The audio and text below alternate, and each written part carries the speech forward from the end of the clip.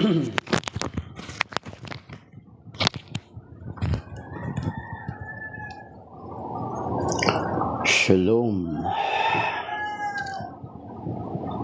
Ang background photo ko ay picture ng simbahan ng National Shrine ng Our Lady of Miraculous Medal sa Parañaque, sa bandang part ng East Service Road. Yan.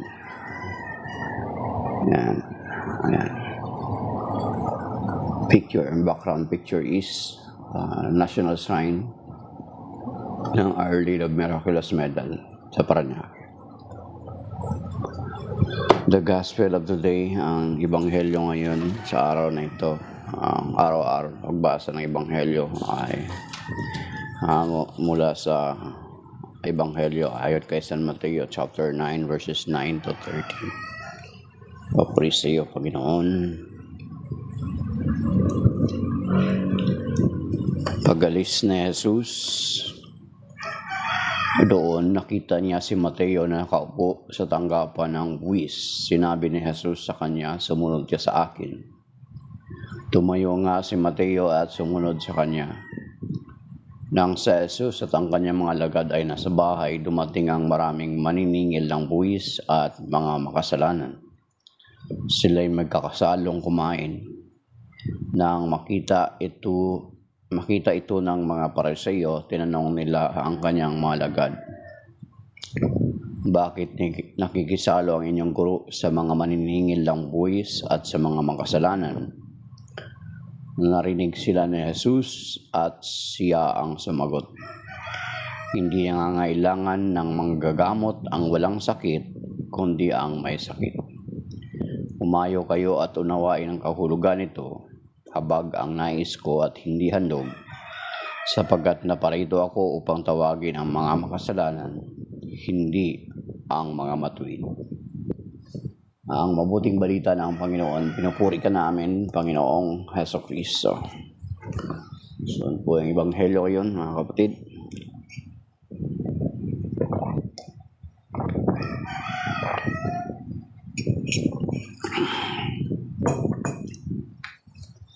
Hindi naman kapiyastahan ngayon ni Saint Matthew Ordinary weekday ngayon.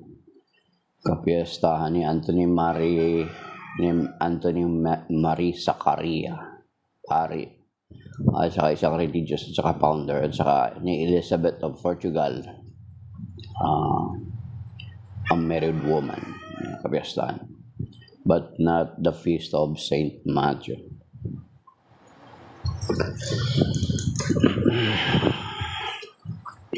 So, as usual, makikita natin, alam naman natin itong mga eskriba at mga Pariseo, ang laging inabangan ay ang ating Panginoon Jesucristo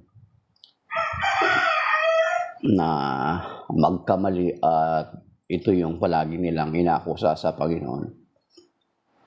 Diba sinasabi niya, kung totoong banal ang Panginoon Jesucristo, bakit siya nakikisalamuha sa mga makasalanan, mga ganon. So yun yung palagi nila ako sa kung palagi tayo nagbabasa ng Bible, kung nabasa na po natin ang New Testament, yun yung lagi nilang tinitingnan na bakit ang Panginoong Jesucristo ay lagi nakikisalamuha sa mga makasalanan. So, narinig naman natin na ang sa panahon ng Panginoong Jesucristo, ang mga tax collector ay tinuturing na public sinner. So whether may ninanakaw ka or wala, basta tax collector ka, ay automatic na i-consider ka na public sinner. Kasi isa pa, nung panahon na yon ay sakop sila ng imperyo ng Roma. So ang sistema daw po ay naniningil sila ng buwis, parang kumbaga parang subcon yung style, sabi ng narinig natin or nalaman natin, na narinig din natin sa mga nagtuturo sa atin. na ang mga tax collector daw po ay parang subcon ba? Baga, maniningil sila ng buwis, then ipapatungan nila yung buwis na sinisingil nila. Then parang may certain amount lang sila na parang quota nila sa imperyo ng Roma, yun yung ibibigay nila doon sa imperyo na nakakasakop sa kanila. So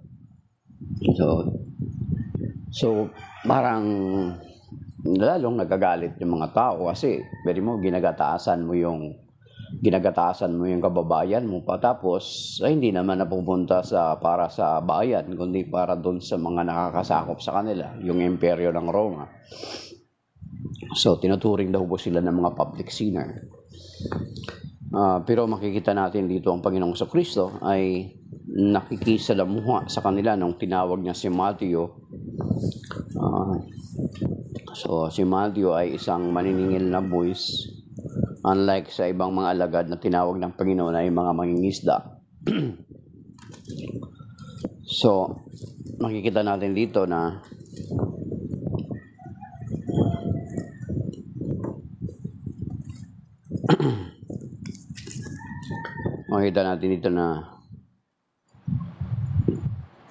sa verse 10, sa Matthew chapter 9 verse 10, nakita ng si Jesus at ang kanyang mga alagad ay nasa bahay. Dumating ang maraming maniningil ng buwis at mga makasalanan. Sila'y nagkakasalong kumain. Nang makita ito ng mga Pariseo, tinanong nila ang kanyang mga alagad, bakit nakikisalo ang inyong guro sa mga maniningil ng buwis at sa mga makasalanan? So you see, ang sagot naman ng Panginoong Jesucristo, hindi nangangailangan. Narinig sila ni Jesus at siya ang sumagot. Hindi nangangailangan na magagamot ang walang sakit, kundi ang may sakit. Humayo kayo at unawain kahulugan nito, habagang nais ko at hindi handog, sapagkat naparito ako upang tawagin ang mga makasalanan, hindi ang mga matuwid. Kahit sa atin, sa panahon natin ngayon, pwede ka naman makisama, nagtatawag. Ang Panginoong Jesucristo ay nakikisama doon sa mga makasalanan, hindi siya nakikisama. The same with us, pwede tayo makikisama sa ating kapwa, but not makikisama. Iba yun, di ba? Makikisama ka, pero hindi ka makikisama. Paano mo sila mapagsasabihan or mabahaginan ng pag-ibig ng Diyos kung lagi mong isi-separate yung sarili mo sa kanila?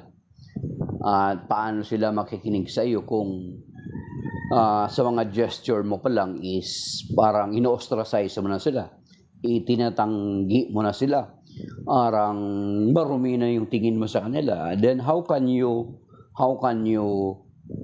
reach out for them, di ba? Paano mo sila maakay? Paano mo sila mabahaginan ng pag-ibig ng Diyos kung dinidistance mo na kagad yung sarili mo sa kanila? Di ba? So ganun yun. Kahit sa kamag-anak mo, halimbawa, may kamag-anak, or kahit pamangkin mo, halimbawa, kahit pamangkin mo yan, kahit kamag-anak mo yan, pero kung dinidistansya mo yung sarili mo dyan at hindi ka gumagawa ng mabuti dyan sa kapamangkin mo or kamag-anak mo, hindi yan sila makikinig sa iyo. Diba? Wala silang attachment sa iyo. Yung attachment lang nila sa iyo is yung apelyido or relationship. But when it comes to affection, when it comes to filial affection is wala. Kung sakaling tatahimik man sa iyo habang nagsasalita ka, pero hindi yan sila susunod sa iyo. Kasi wala silang filial affection sa iyo. Unlike na kung i-establish mo yung relationship mo sa kanila, is makikinig yan. So makikita natin ito yung strategy ng Panginoong Jesucristo.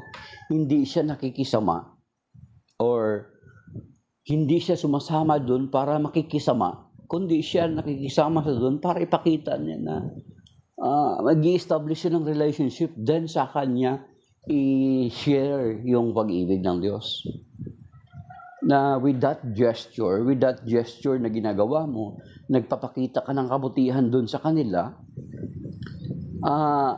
yan yung magandang pagkakataon na sa sunod, kapag mag-share ka sa kanila, makikinig sila sa iyo. Ngayon kung dinidetach mo na yung sarili mo sa kanila, dinidistansya mo na yung sarili mo sa kanila, tapos mag-share ka sa kanila ng about, pag-ibig ng Diyos. No way. Hindi ka nila pakikinggan. Kasi una-una, ipinakita mo na hindi ka nga nakikisalamuha sa kanila kasi feeling mo, ikaw lang yung banal, kami mga makasalanan. Di ba? Parang pinapamukha mo sa kanila, iba tayo, iba yung level natin.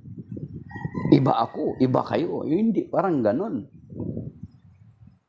Ako napansin ko mga kapatid, kahit sa kamag-anak yung nabanggit ko nga sa inyo, kahit kamag-anak mo yan, kung hindi mo i-establish yung relationship mo sa kanila, kahit pamangkin mga kapatid. Kasi pamangkin, di ba, anak ng kapatid mo. Kahit pamangkin mo yan, kung hindi mo i-establish yung relationship mo sa kanila, parang siniseparate mo yung sarili mo sa kanila, parang pinapamukha mo sa kanila, ako may aral, kayo hindi. Hindi yan, hindi mo sila mawin. Hindi mo sila mawin, hindi sila susuporta sa iyo, hindi sila makikinig sa iyo. Yan mga kapatid. So nakita, yun yung Panginoon na alam niya na mga makasalanan ng mga taong ito. Pero yun nga, nakikisalamuha siya sa kanila para ipakita na ang pag-ibig ng Diyos ay para sa lahat. Yan mga kapatid. Hindi nakikisalamuha ang Panginoong Jesucristo sa kanila para makisawsaw or makiisa sa makikisawsaw sa kanilang pamumuhay ng pagkakasala, kundi para ipadama sa kanila o ipakita sa kanila na maging sila man ay gusto ng Diyos na maligtas, gusto ng Diyos na ma-reach out. Kasi yun sinasabi sa 1 Timothy chapter 2 verse 3 and 4, di ba?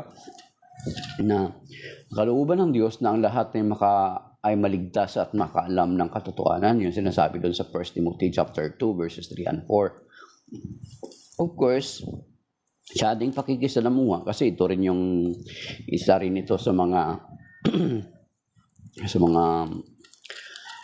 parang paalaala sa atin sa 1 Corinthians chapter 15 verse 33. Ito rin kasi yun. Huwag kayong paluluko, ang masamang kasama ay nakakasira ng mabuting pagkatao. So of course, kung ikaw naman, halimbawa, instead na you are not strong enough in your faith, di ba? You are not strong enough in your faith, hindi naman pwede na lagi kang makikisama din sa kanila. Ay, si Lord nga, sasabihin mo na, si Lord nga, nakikisama di ba? Hindi rin naman pwede sabihin mo gano'n. Consider mo rin yung sarili mo. Na kapag magyaya yung mga kaibigan mo, ay sasama ka na rin kaagad. So, sinasabi dito sa 1 Corinthians 15:33, paalaala din ng Biblia, sabi niya, huwag kayong paluluko, ang masamang kasama ay nakakasira ng mabuting pagkatao. Kasi baka instead na ikaw naman yung maka-impluensya sa kanila, baka ikaw naman yung mahatak nila pababa or mahatak nila sa dati mong pamumuhay kasi you are not strong enough na para instead na sila yung akayin mo, na ikaw yung maakay pabalik. So of course, iba yung makikisama ka, hindi, not all the time, kundi ay ipakita mo lang sa kanila na you are not reject them, hindi mo sila in-ostracize. Hindi, para hindi mo sila ipakita sa kanila na ikaw banal, sila hindi, sila mga masalanan, yung parang ganun. Yung sinasabi sa 1 Corinthians 15:33 na mag-iingat tayo sapagkat ang masamang kasama, ang masamang tao ay nakakasira o ang masamang kaibigan ay nakakasira ng mabuting pagkatao. Kasi baka instead ikaw yung maka-impluensya, ikaw yung ma-impluensyahan. Yan mga kapatid. Yan sinasabi. So yun yung paalala sa atin. So sabi nga ng Panginoon na naparito siya para sa mga makasalanan, hindi para sa mga matuwid. So we need to reach out to them para sila din ay kapag makita nila na despite of their status or despite of their sinfulness is makita nila na pinapahalagan din sila. At yan yung sa pamagitan ng gesture niyan, meron yata rito sa Romans chapter 2 verse 14, sabi rito,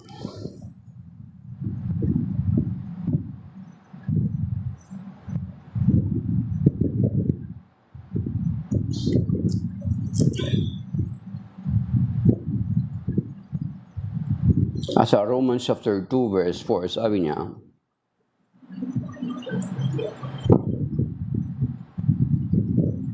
O hinahamak mo ang Diyos sapagkat siya'y napakabait, matiisin at mapagpasensya. Hindi mo ba alam na ang kabutihan ng Diyos ang umaakay sa iyo upang magsisi at tumalikod sa kasalanan? Yung sinasabi sa Romans chapter 2 verse 4. Basahin natin sa English kasi parang mas maganda yung pagkasalita sa English. Sa Romans chapter 2 verse 4, sabi rito, yung kindness, yung gesture mo, kindness mo doon sa mga tao na tinuturing na, lalo na yung mga taong sa tingin tinuturing mo na sa lipunan, yung parang, ay grabe itong mga taong ito, parang yung iniiwasan kahit yung mga tao na parang tila iniiwasan ng ibang mga tao, subukan mo silang i-reach out. Malalaman mo na kahit ganun sila, ay may mga kabutihan pa rin silang meron pa rin sila mga kabutihan sa kanilang mga sarili. Sabi dito sa Romans chapter 2 verse 4, sabi niya, Or do you hold these prices, kindness, forbearance, and patience in low esteem, unaware that the kindness of God would lead you to repentance? So that is kindness, yung kabutihang loob. That is kindness na kahit alam mo yung tao na yun, isang makasalanan, namumuhay sa kasalanan, grabing namumuhay sa kasalanan, yet lumalapit ka pa rin sa kanya. Hindi mo, kasi kapag hindi ka lalapit sa kanila, parang pinapamukha mo, banal ka, sila makasalanan. Kung lumalapit ka rin sa kanila, nakikisalamuha ka pa rin sa kanila. Kasi sabi niya, gesture ng kindness yan eh. Sabi dito sa Romans chapter 2 verse 4, the kindness of God would lead you to repentance. The kindness that you are showing to them, it will lead them to repentance. Diba? So mga ganun, hindi pwede na, dyan lang kayo, dito lang kami. Tapos, kung meron kang programa, meron kang good morning. Kung meron kang activity sa simbahan, saka mo sila i-invite. Hindi yan sila pupunta, hindi yan sila sasama. Kasi the fact na ipinapakita mo na sa kanila na parang duming-dumi ka sa kanila, hindi mo yan sila maaakay. Diba? Subukan mo. Kahit sa kamag-anak mo. Kahit sa kamag-anak mo. Kahit mga kamag-anak mo, pamangkin mo nga. Kung wala kang na-establish na relationship sa pamangkin mo, no way. Maybe, kapag magsalita ka sa kanila, tahimik lang yun. Pero sa loob-loob nila, who you? Diba? Who you? Unlike kung may na-establish kang relationship sa kanila, nakikisalamuha ka sa kanila, nakikipag-usap ka sa kanila, despite na alam mo na hindi sila namumuhay sa grasya ng Diyos, hindi sila namumuhay sa kabanalan, they are still living in sin, yet you continue to approach them, you talk to them. Yun yung magdala sa kanilang kaisipan, wow, despite they know who I am, yet may mga taong lumalapit sa akin. Diba? So, in that gesture, that is kindness. Yan yung sinasabi dito sa Romans chapter 2 verse 4. Sabi niya, do you hold His priceless kindness, forbearance, and patience in low esteem, unaware that the kindness of God would lead you to repentance? Yun yung ginagawa ng Panginoong Jesucristo, na nakikisalamuha siya sa mga public sinner. Ito yung mga tax collector, mga public sinner. Nakikisalamuha siya. Hindi para makisangkot sa kanilang pagkakasala, kundi para abutin sila, ipadama sa kanila na God loves them, not their sins. Of course, mga kapatid. God loves them, not their sins. Iba yun, di ba? Mahal sila ng Diyos, hindi yung kasalanan, of course. Mahal sila ng Diyos. Kaya dapat mo silang, ang pagpapadama ng pag-ibig ng Diyos ay true sa atin. So, hindi pwede na hindi natin sila i-reach out. Kaya nga may isang dating mga nakwento rin ito dati sa mga seminar na attend ko, na pumupunta sila sa isang baryo. At yung baryo na yun na iliblib ay may mga nadadaanan silang mga nagiinuman. Ngayon, natural, yung mga hadayo na yun ay yung mga brothers, mga naglilingkod sa simbahan. Habang may nagiinuman doon, dumaan muna sa doon at nung tinagayan siya, nag-shot din siya. Then sa sunod nilang pagbalik, alam nyo ba yung mga tao na yun, na mga nagiinuman na yun, ay siya rin yung mga tao na tumulong nang nagtayo sila ng kapilya dun sa lugar na yun. Mga kapatid. At the same time, mga kapatid, tingnan nyo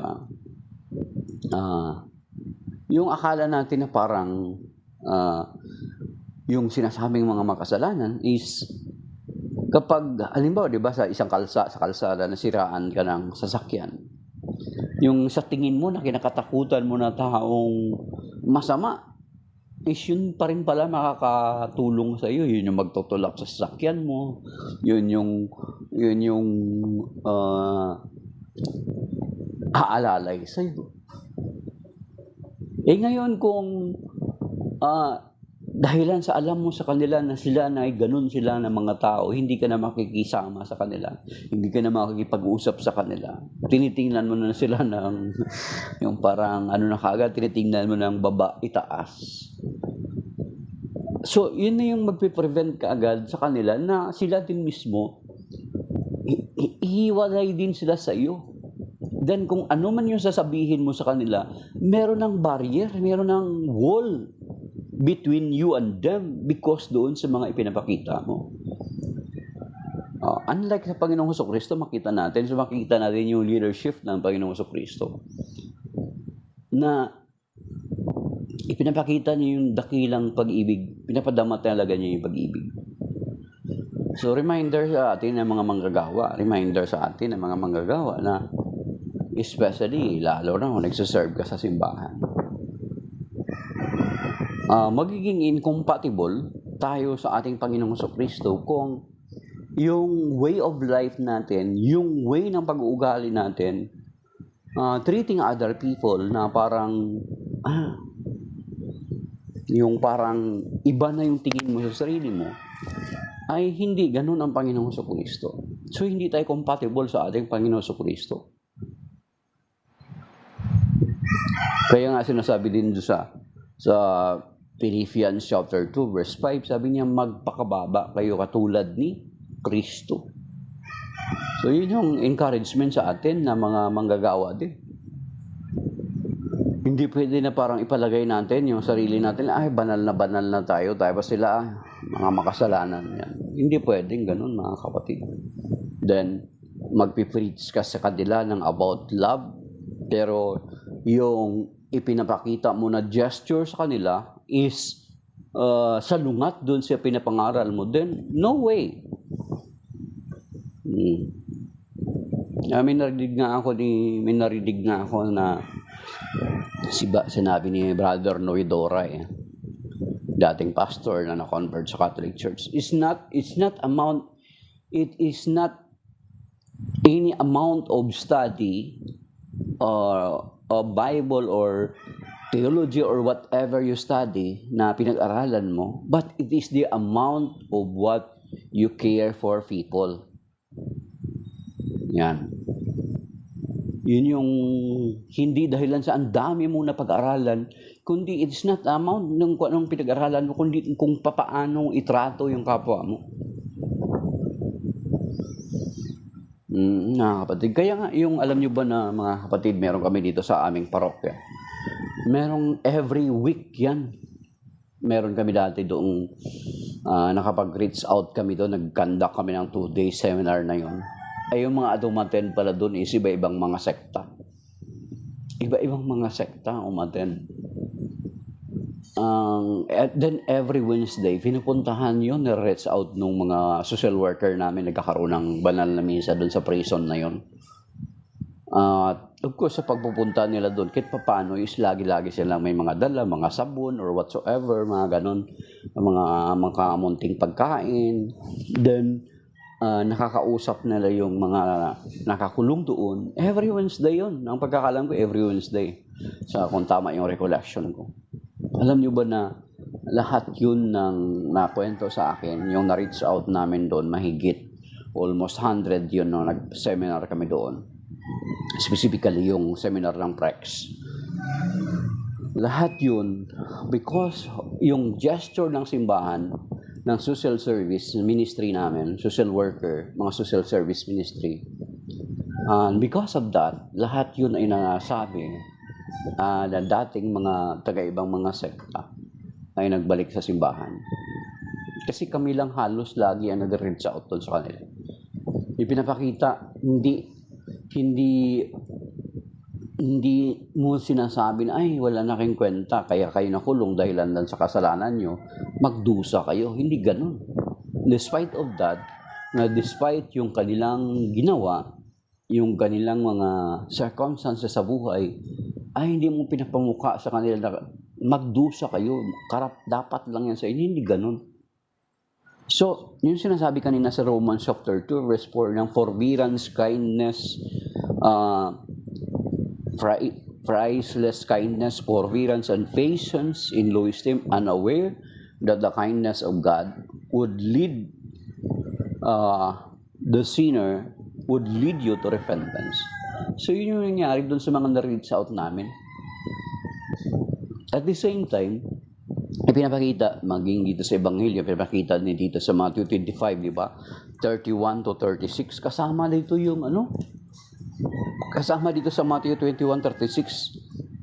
Matthew 25:31 to 46 is yung mga nakakulong. Sabi dito,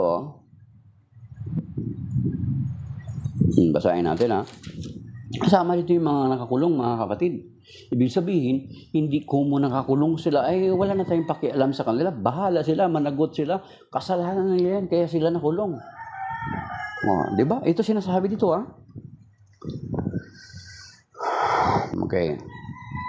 When the Son of Man comes in his glory and all the angels with him, he will sit upon his glorious throne.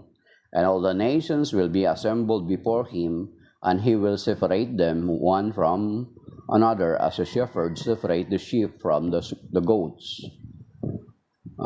He will place the sheep on his right and goats on his left.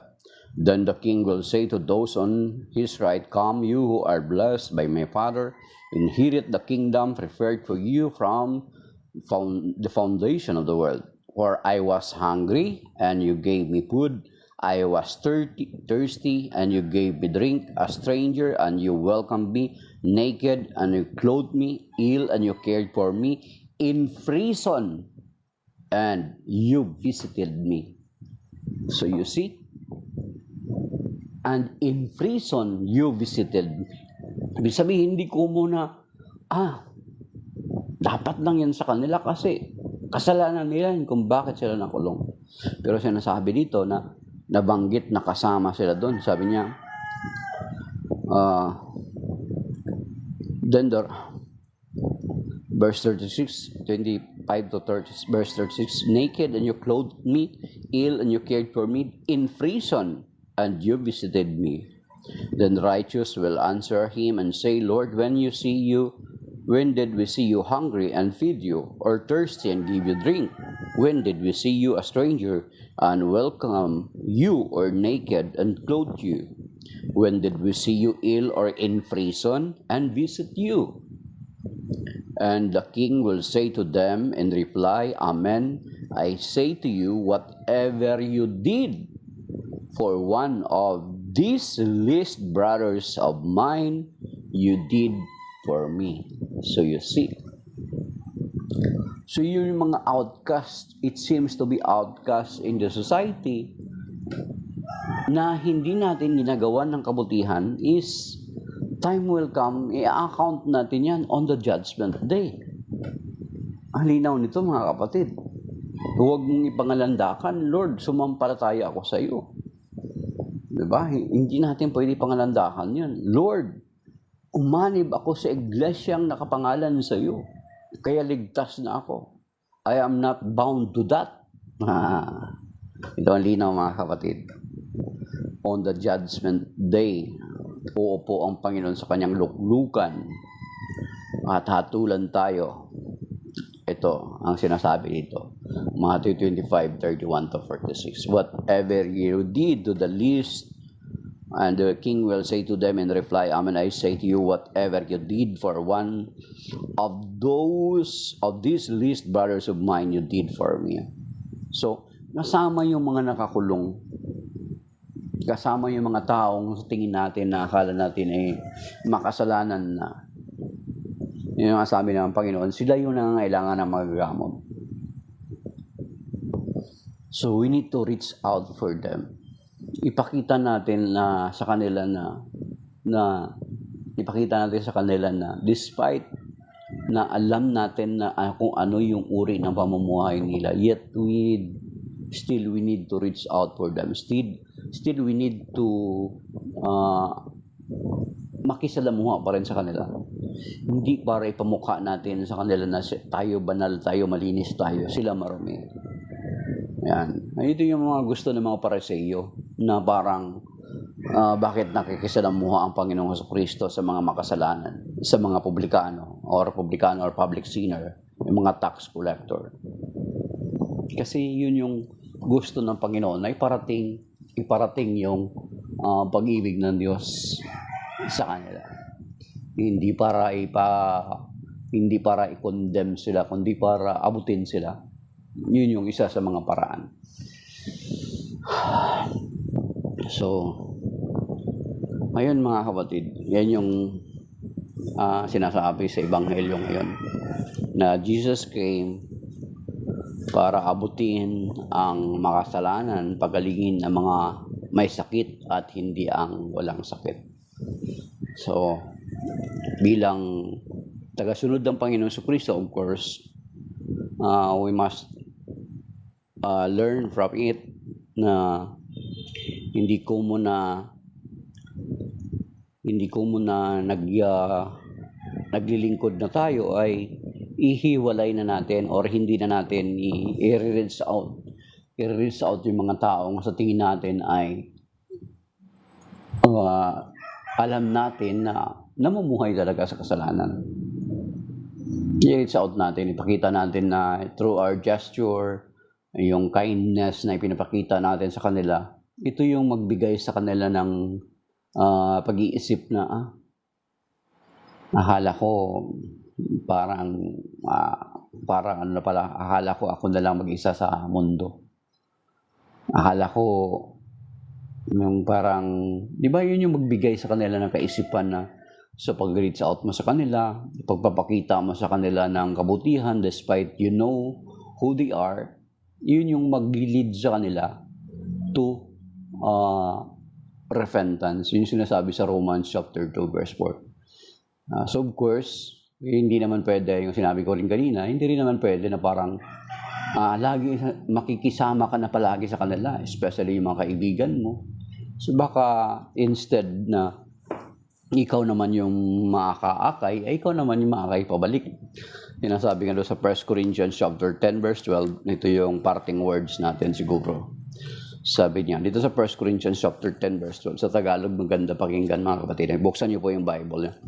1 Corinthians chapter 10 verse 12. Ito naalala ko na. Nakalimutan ko to kanina. Sabi rito,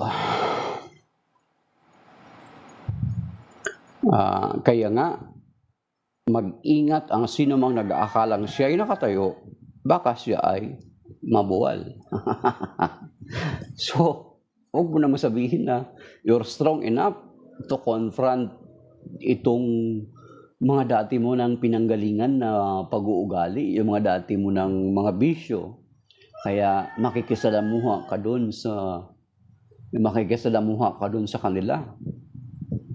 Na sila rin, yung mga ginagawa nila, na siya rin dati mong ginagawa. Makikisalamuha ka doon ngayon sa kanila kasi you think you are strong enough to confront these vices, to confront these things. Ito sinasabi sa 1 Corinthians chapter 10 verse 12. Mag-ingat kayo na akala mo ikay nakatayo at baka ikaw ay mabuwal. So baka instead na sila yung madala mo sa Panginoon, ikaw yung madala nila uli, pabalik. So mag-ingat tayo.